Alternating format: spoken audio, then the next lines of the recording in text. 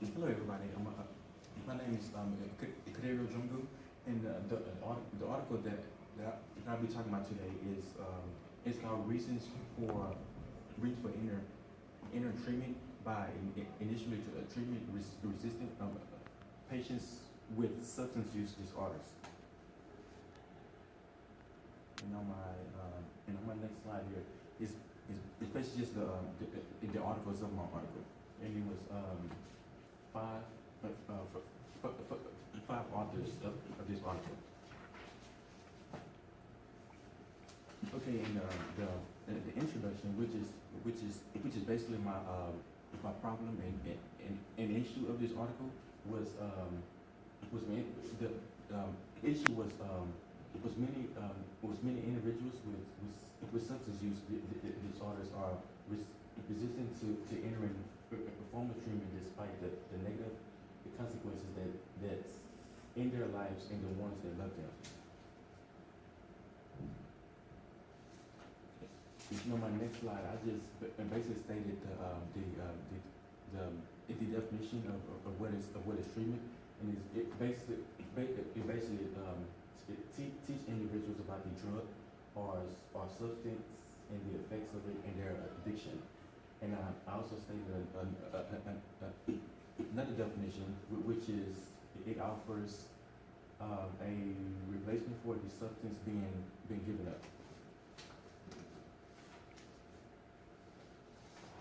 Okay, and in my article, it really didn't state the population that they were talking about.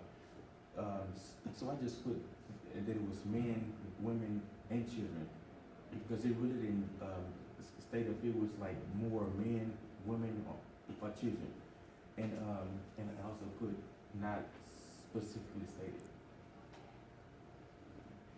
Okay, in this article, it was a training used to basically train family members a way of helping their family to come in and seek treatment. And the strategy the strategy used was called CRAFT, which is community reinforcement and family training. That's what CRAFT stands for. And this strategy was used for helping family members who are concerned about the alcohol drug use of a loved one who refuses to seek treatment. Okay, and on this slide, it basically states the different races that was used in this article, and it was 36 of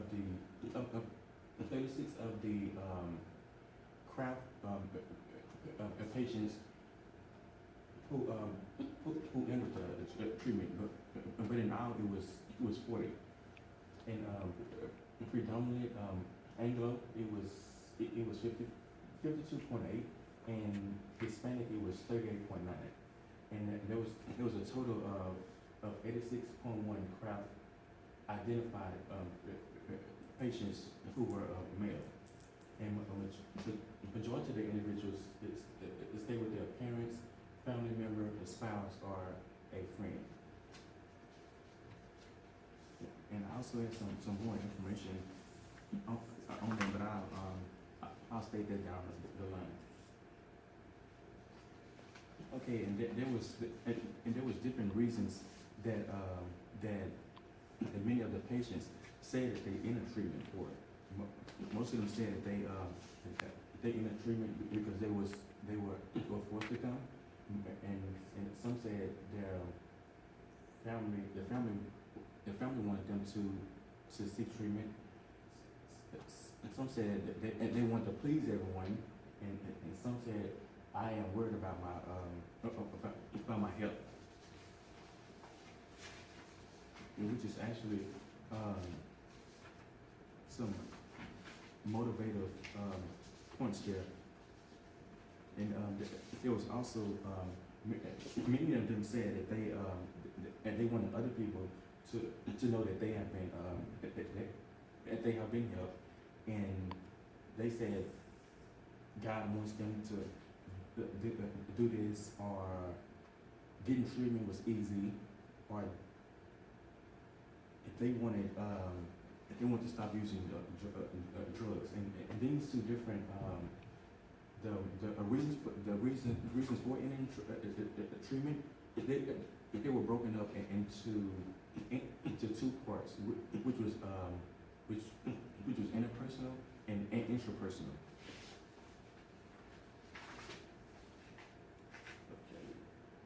Okay, and this slide here, it basically states the different instruments used in my article, which was a self-report form, a structured clinical interview, and questionnaires.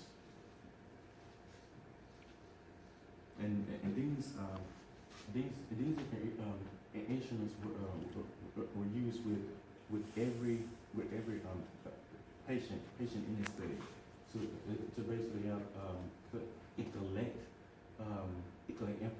information that many of the patients didn't want to say.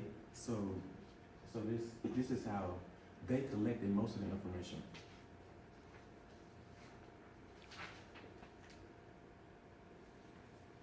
Okay, and the limitations of the article, that it was characterized by only drug using individuals, and the sample size was particularly small, which tends to overestimate the effects. And this research encompassed a broad set of different types of relationships with respect to the substance abuser. And also it says this study used only CSO, which stands for concerns significant others who receive the CRAP intervention. And there was also more limitations to this article, but I just stated only three of them. The fourth limitation, it says that it was used of constructed self-report forms, although the obtained psychometric characteristics indicated that the measures were reasonably sound. More research is needed to confirm the psychometric properties of these instruments.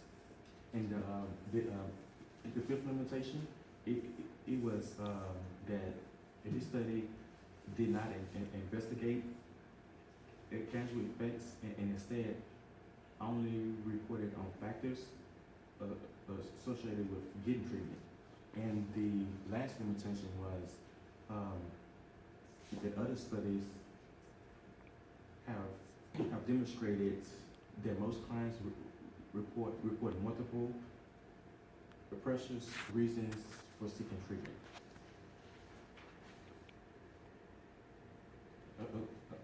Okay, and this is my, I only had one reference for my article, but overall, this article was really good, and it gave some really good key points on reasons for ending treatment, reported by initially treatment resistant patients. And I find this article real good, because it told a lot of the ways of them actually bringing in other patients, the strategies used to actually bring in other patients to actually seek help. And it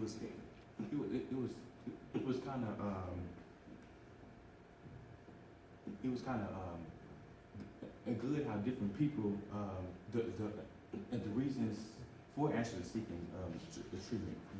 Most of them said that they basically came to seek help because like family members wanted them to come, but I think that's a very good point because most people they don't want any treatment, so they just gonna stay at home.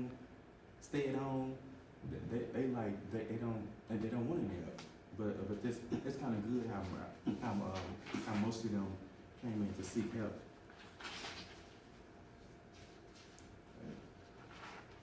And so and like I said, it was broke up into different parts. The reasons why many people came in for help for it was interpersonal and interpersonal. The interpersonal, it was and also interpersonal. They were negative and positive reasons for why they came in for help. It was either because they wanted help, or which is a positive. A negative was like they lost their car or a home or a job in one day. And another positive was they felt that my life was not manageable, so they just came in for help then. But like I think it was some good key points on how most of them sought help to come in and receive treatment. But that's my article, and like I said, I think it was a real good article, and I don't think there should be any recommendations for it, because it basically stated everything, but I don't feel like there should be any recommendations for it, because it stated everything